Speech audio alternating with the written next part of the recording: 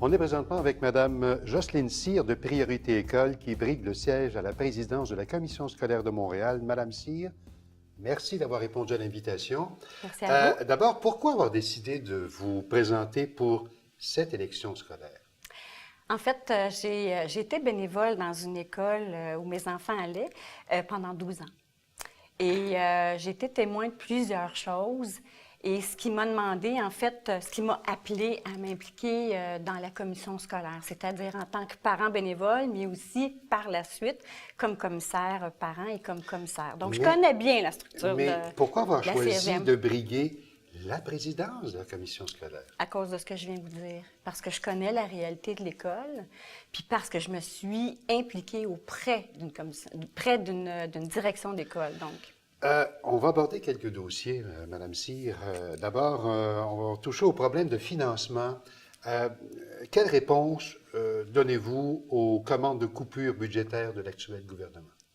Mais en fait, je pense que d'une part, on dit qu'il ne faut pas toucher au service à l'élève. On ne peut pas faire ça. Puis on ne peut pas non plus toucher au soutien aux enseignants. Mais ce qu'il faut faire, c'est travailler avec le ministre, par exemple, pour dire c'est quoi nos attentes et ce qu'on veut. Donc, il faut mieux planifier, nécessairement. Et il faut faire aussi autrement. Je pense qu'on a un peu de ménage à faire à la commission scolaire. Considérez-vous comme le gouvernement qui a encore du gras à couper dans les commissions scolaires et les écoles? Du gras, ben non, peut-être pas de gras, mais je pense qu'il faut se réorganiser à la commission scolaire. Okay. Il faut la renouveler. Comment vous, en tant que présidente éventuelle de la commission scolaire, vous y prendriez-vous pour faire que ces coupures n'affectent pas les services aux élèves? Mais en fait, il faut travailler différemment. C'est ça qu'il faut faire. Ça, c'est la première chose. Il faut travailler, il faut innover. Okay. Ça, c'est l'essentiel. Mais il faut aussi dire au ministre qu'il nous a donné des élèves à HDA. C'est-à-dire qu'on a des élèves à HDA dans nos écoles et il nous a donné aussi un mandat important et majeur qui sont les élèves qui sont dans nos écoles à mandats régionaux. Et pour ça, on est sous-financé. Et ça, il faut qu'ils nous financent à la hauteur de nos besoins parce que si on investit dans ces enfants-là maintenant, bien, ça ne sera pas plus tard qu'on va le faire parce on va développer leur plein potentiel. Il y a une grosse problématique également en immobilier. Oui.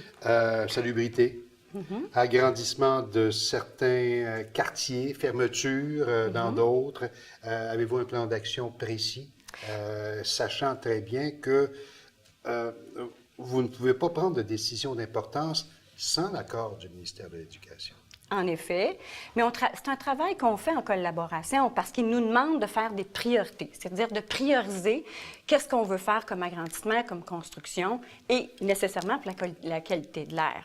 Mais le problème qu'on a actuellement, c'est pas tant que le ministère nous donne pas ce qu'on a besoin, c'est on n'arrive pas à construire des écoles parce qu'on manque de personnel pour le faire. C'est ce qui se passe, entre autres, pour ce qui s'est passé pour Saint-Gérard-Barry, mais aussi pour l'ensemble des constructions. Alors, ce qu'il faut, c'est demander au ministère de travailler, en fait, d'autres expertises qui sont nécessairement la Ville de Montréal et au ministère de l'Éducation. Madame Cyr, votre position face aux 6 centres d'éducation populaire, oui. Qui risquent d'être évincés là, de leur bâtiment, bâtiment qu'ils occupent et qui appartient à la Commission scolaire de Montréal. Absolument, c'est clair. On ne mettra personne à la rue.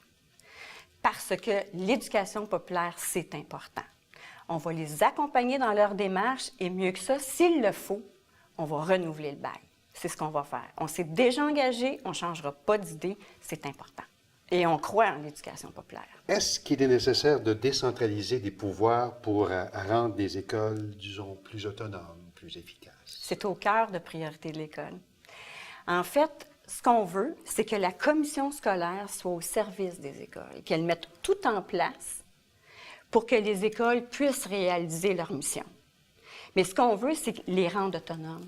C'est ça qu'on veut, on veut leur donner plus d'autonomie pour qu'elles soient capables de prendre des décisions. Donc, c'est l'inverse. Ils vont nous faire part de leurs problématiques, de leurs besoins, et nous, on va s'assurer qu'ils les ont.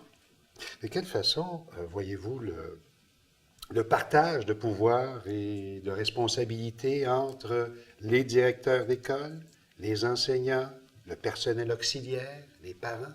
Il faut comprendre les rôles de chacun, puis il faut se parler pour se comprendre. C'est ça qu'on dit. C'est que le partage des pouvoirs, c'est une chose, mais il faut d'abord se parler pour se comprendre. Puis l'important, c'est que ce que l'école veut pour répondre aux besoins de leurs élèves, il faut qu'ils nous le disent à nous. C'est pas à nous à le dire à l'école. C'est l'école qu'il faut qu'ils nous le disent. On va aborder plutôt un sujet qui nous touche tous, les mesures que vous proposez pour contrer l'intimidation dont sont victimes certains élèves. Bien, en fait, les écoles ont des plans déjà. Ils ont travaillé à l'élaboration des plans et à certaines mesures. Ce qu'il faut faire, nous, comme commission scolaire, c'est de faire des suivis auprès des écoles et s'assurer que les mesures fonctionnent et de leur donner, en fait, d'être là en soutien. S'ils ont besoin d'aide parce qu'ils rencontrent des embûches, des problématiques, il faut être là pour les soutenir et s'assurer que ça fonctionne. Mais c'est aussi l'affaire de tous, hein?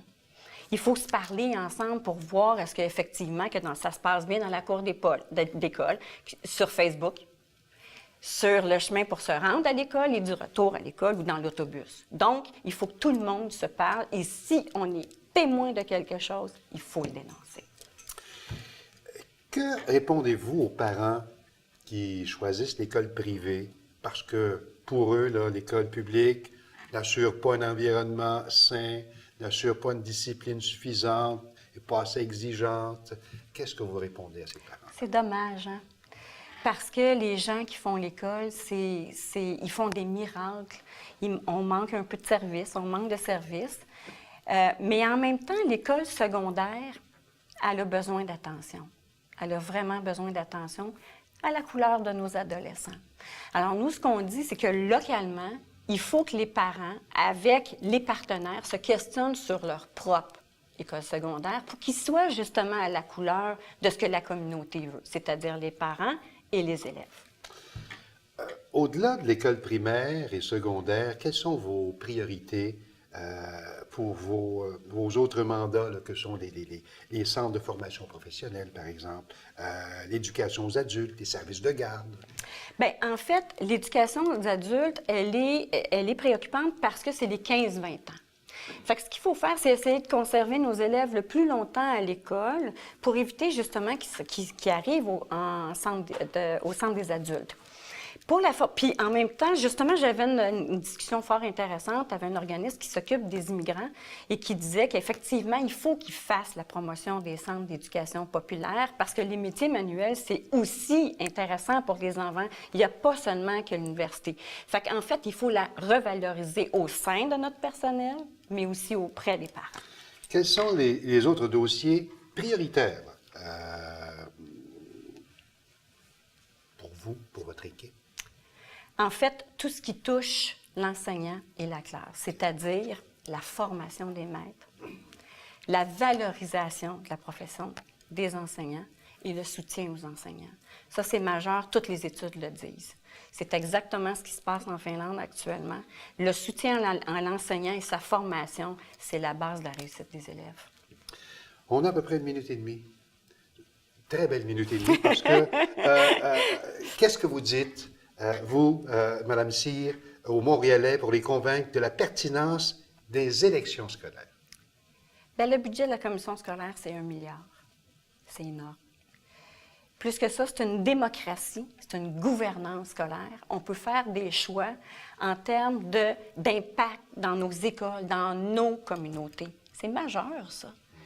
Alors, il faut y aller. Il faut dire aux gens ce qu'on attend de nos commissaires, ce qu'on attend des gens qui font l'école. C'est ça, l'élection scolaire. Et là, je vous demande une performance maintenant de 45 secondes pour nous dire, que diriez-vous aux gens pour les convaincre de voter pour vous et votre équipe de novembre prochain?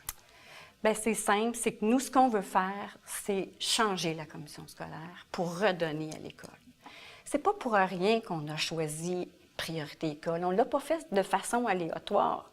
C'est parce qu'on veut mettre la priorité sur l'école, parce que c'est là que les choses se passent, pas à la commission scolaire. Nous, ce qu'on veut, c'est tout mettre en place pour mettre les choses disponibles aux écoles pour faire réussir les enfants. Autrement dit, se mettre tout le monde ensemble, c'est-à-dire nos partenaires, le gouvernement, les parents, et s'asseoir puis parler pour réussir à faire réussir les élèves. Madame Jocelyne Cyr de Priorité École, merci beaucoup. Merci à vous.